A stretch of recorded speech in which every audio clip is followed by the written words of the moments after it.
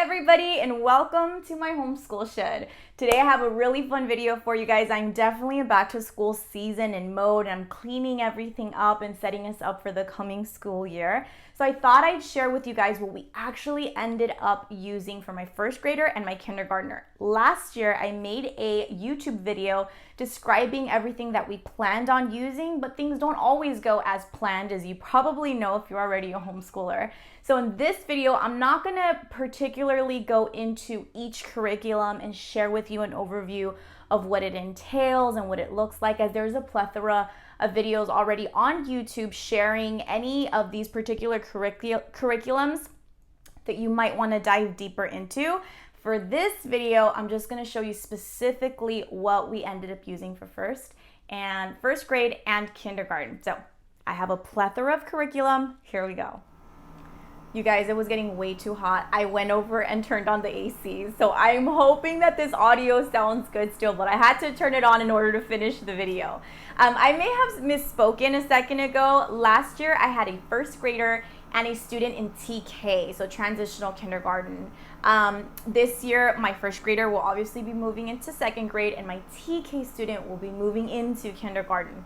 So I'm going to start off with my kindergartner's curriculum, and I'm going to start with the language arts program. So for language arts, I really like to focus on penmanship, writing skills, reading, and phonics, depending on the level of the student. So the first one is handwriting without tears. I've used handwriting without tears for the past 3 years and have loved it. It works really, really well. Now, handwriting without tears is a program that uses double solid lines as opposed to what we're used to for elementary school, which is the double solid lines, one on top, one on the bottom, and then it has the dash line in the middle. I tend to see why this program works so well for a lot of kids, as they get frustrated on knowing exactly where the long tails of the tall letters and the low letters end up going with those 3 lines. And this just works really well for us. We've used this, and so my TK student used the one prior to this book, and she ended up moving into this one last year. So we're gonna go ahead and transition it over to her kindergarten and have her finish it, but she absolutely loved this book. Now, along with that, my TK student, I used these booklets, which you can also purchase from Handwriting Without Tears. A website that I love to use is rainbowresource.com. I usually get all of my curriculum from there, but this is just a bunch of little booklets with the numbers. And so for this age range, as they're starting to develop their recognition of numbers, it was really fun for her to just, and she didn't finish all of them. I would just let her pick up a book whenever she wanted to, and then she was able to count as well as practice forming those letters. And that was really, really fun. Moving on to her grammar, we ended up using Explode the Code. So Explode the Code is kind of a hands-on phonics activity book, and she really took to this. She ended up really liking it. It asks different questions, such as trying to read different sentences, identifying what the sentence says and given multiple choice, practicing their penmanship and writing skills. So she started off with book 1, and we ended up in book 1.5 that she will also be carrying on to kindergarten. Now, one of my very, very, very favorite phonics programs is all about reading. And so for my TK student, we started her off on the pre-reader program. Now, this is amazing, and you can do a whole lot of research on finding out why it is, but I love that it comes with so many activities, hands-on activities. And so as you can see, this student workbook is pretty much empty because we would pull out all the pages, but All About Reading is such a great program for phonics and learning, at least in this stage, just learning those beginning sounds. It also came with 2 readers that you would read to them, and they were just filled with poems and learning about rhymings and ending sounds and beginning sounds and things like that. It also comes with a box filled with different activity cards that you would do at the end of each lesson, as well as alphabet flashcards at the end. So this program worked out so well for us that she kind of just flew right through it, And we ended the year by starting off all about reading level 1. So in TK, she was able to start a first grade. I mean, they tend to say that this is for first grade, but what I really like about homeschooling is that kind of liberty to be able to place your child where you feel is best and where they're ready for that type of challenge. And so she kind of walked right into level 1, and she's already completed, let's see here, she's already on lesson 10. So we're gonna be pulling this one right into kindergarten with us as well. Last on the list for her language arts program, she fell in love with reading Bob books. Now Bob books is just, actually they have a picture right here in the back. They usually sell them in box sets with whatever level that your student might be in. And these are just very simple, a few page books that have kind of decodable words on them. She ended up loving it, and I know that she felt very accomplished every time she would pick up a book and was able to finish one. And I felt that that really encouraged her. So all of this language arts program put together, I feel really gave her a nice foundation of excitement and confidence really to start reading. So that was a huge plus. That's what ended up working for us for language arts TK. Now for math, I did do Saxon Level K, which is their kindergarten curriculum. This is a very, very simple program. It's a big book. A lot of people get intimidated when they see this big book, but the reason why it's so wide is because all of the lessons are actually scripted for you. And that's nice for someone who feels intimidated by trying to figure out what lessons they're going to be teaching for math for their specific age range of children. Everything is here for you. You literally read it, they respond, you grab a few math manipulatives that will tell you, the lessons actually will tell you exactly what math manipulatives you need, and then they kind of carry you throughout the activity. And toward the back of the book, which I had no idea about actually, this is kind of embarrassing, but I had no idea that it actually came with some sheets that they can practice kind of hands-on with a pen activities. However, we ended up doing these in just like hands-on other sheets that I would print out for her, or with the manipulatives themselves. So we did Saxon Level K. Now this is very, very basic. It goes through very simple concepts, kind of counting, and so she really liked it, she really enjoyed it, and that was Saxon Level K for my TK students. So for first grade, same thing, went in with Handwriting Without Tears. She started off with her at-level Handwriting Without Tears book, but she quickly kind of flew through that, and I saw that she found a big interest for cursive handwriting. Now this is a cursive kickoff, which I was excited to find that Handwriting Without Tears provided one of those. However, they suggest to start them off on this in grade level 3, I think 3rd grade. But since she showed an interest to want to learn cursive, she wanted to sign her name and things like that, I just kind of jumped onto it and grabbed it for her, and she did so good. She hasn't finished this program, and actually I'll just add this in case you're interested in getting it. In the beginning of this book, it does have regular printed penmanship practice, so you kind of get best of both worlds, a really nice transition into cursive. So you can definitely start this at 2nd grade if you feel like at 1st grade, well, even 2nd grade if they are suggesting this at 3rd grade. If your child really likes to write, and you can see them kind of going into cursive. So that's kind of a money-saving tip that, you know, you can totally do, which is kind of what my daughter did. She started off doing print work at the beginning of 1st grade, and she ended up doing cursive. So she didn't finish the book, so we're gonna go ahead and continue that on in 2nd grade. Now for grammar, we use 2 books, 2 main spines by the Well-Trained Mind. This one is Writing with Ease. Loved this book, loved it. But I am someone who really has loved and embraced reading aloud to my kids. They love learning through stories and storytelling, and it's just something that they have fallen in love with, and this program does that exactly. I have loved that this program introduced me and kind of showed me a lot of classic literature. It's really simple. It correlates with this book, First Language Lessons for the Well-Trained Mind. This is level 1. I don't know if I mentioned, but the Writing with Ease is also level 1 for my first grader. So this book, super, super simple. Most of the lessons are like 1 or 2 pages. They're also scripted for you, so it leaves a lot of the prep work for the teacher. It's already done for you, so there isn't a lot of prep work, I should say, for the teacher. It's very plain, it's simple, to the point. There's a lot of repetition, which I really like.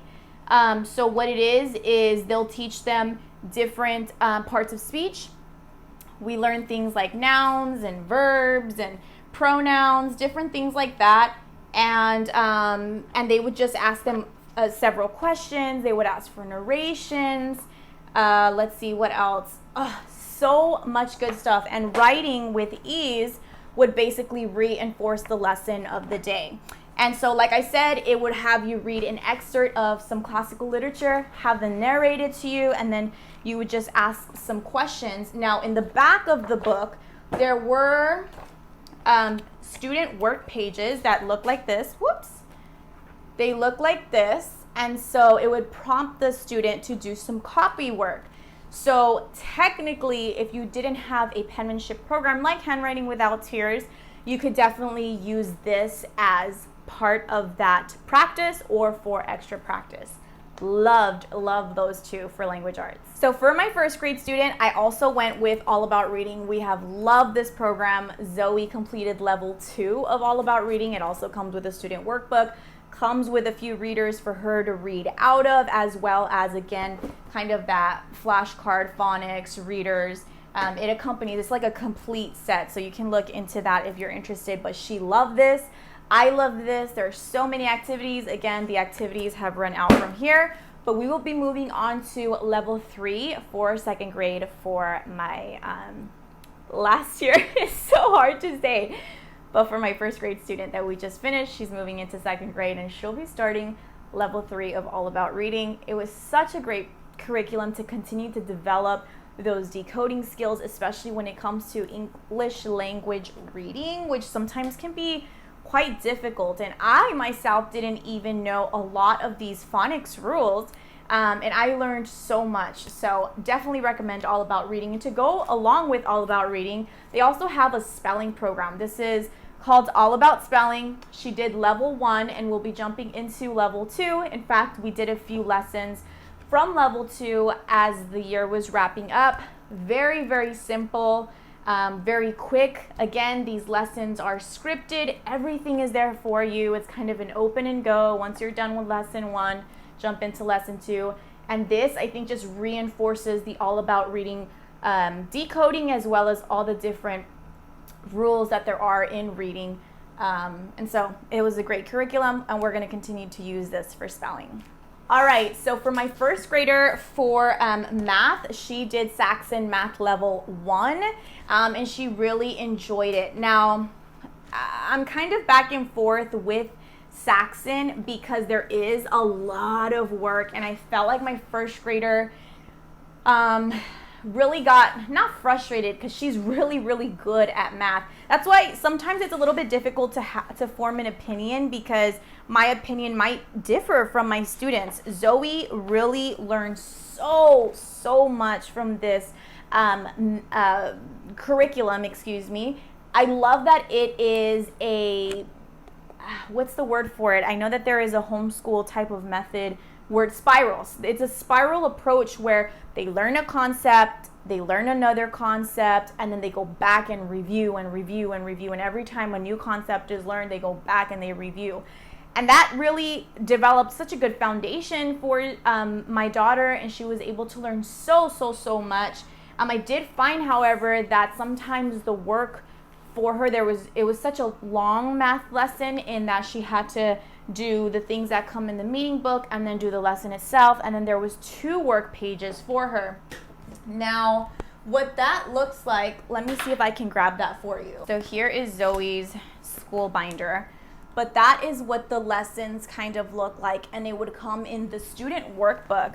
And they wanted her to do a page in the front and a page on the back, and I felt like that was just too much for her. So what we ended up doing was we would only do one of those pages. And many times at a young age, it really depends on the student whether or not they want to write so much and they've been writing all day. And so I would often come in and offer to kind of write it out. So long as she was gaining the concept and the understanding of the lesson learned, I was fine with myself helping her out with writing. I know that her hand would get tired.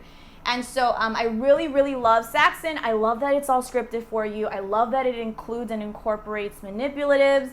But it's one of those things that, I don't know, I always want to explore the different curriculums that are out there. And I have during the summer, but there's something about Saxon that I'm like, I kind of pull myself back and just go back to this. It seems like a very, very foundational curriculum that kind of covers all of it. And I really feel confident in the program. So we will be continuing on with Saxon Level 2 next year. And that's what we did for her first grade. Okay, so for our family subjects, we did elemental science this year, and the one that we ended up covering was biology for the grammar stage. I love this curriculum or this program. It has a unit study type of flavor and flair, if you will. And I really enjoyed that. We had done Studies Weekly 2 years ago, and I wasn't a big fan of it. Some people really love it. I didn't like it for some reason, and I won't go into depth with that, but what we ended up using was the elemental biology for the grammar stage. I was able to use it with both of my girls and just kind of assign at level assignments for them. And so many times we just did assignments together, which was so fun. Which brings me to my next point. We didn't end up using the student workbook. Again, with both my girls, they're really just starting off with writing. Zoe would complain of kind of her hand hurting and she would write too much. And this student workbook is definitely for, and the cool thing about elemental science, however, is that you can start these whenever. They're unit studies, so you're able to start at second grade, third grade, fourth grade, whatever it is that you choose or that you see appropriate, or you see that your children are gaining interest. Maybe your children are really into animals and biology. You would pick up this curriculum book to do for the year, and it was filled with human body, habitats, animals, plant life. Amazing, amazing. I learned so much from it. Now, these books come with encyclopedias that are what your spines are, what you read out of, and all the questions and everything are in here for you. But to finish my point, we didn't end up doing the student workbook just because it did incorporate and involve a lot of writing. Now, I see a lot of teachers end up writing it themselves, but I just felt like that was too much and not necessary for me. The point is getting the lesson across and making sure that they've built that foundational association with whatever topic that we're talking about. And what we did end up using and loved, and we will be moving into, I believe it's learning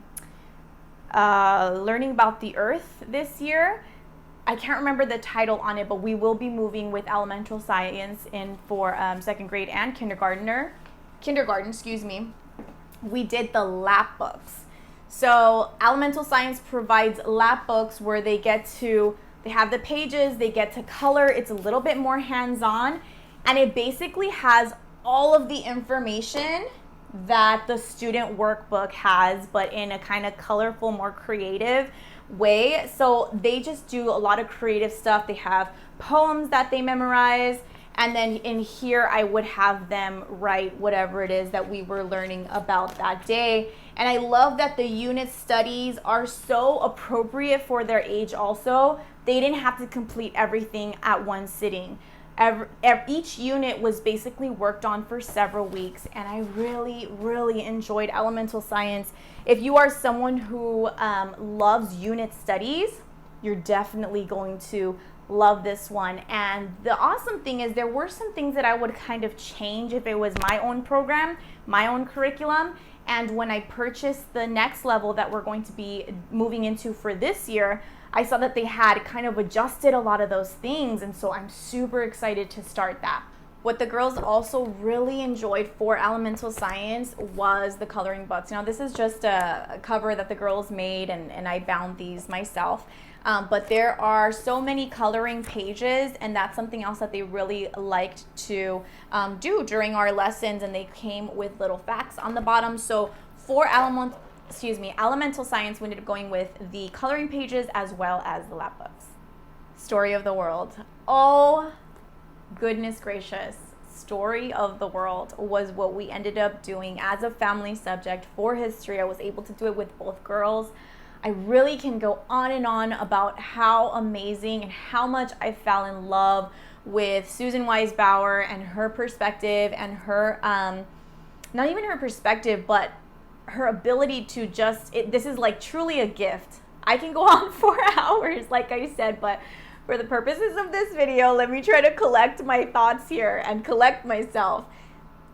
This literally tells you history. Like, it just goes from this, well, we did volume 1, I should start off there. We did volume 1, which was ancient times, starting off from the earliest nomads to the last Roman emperor.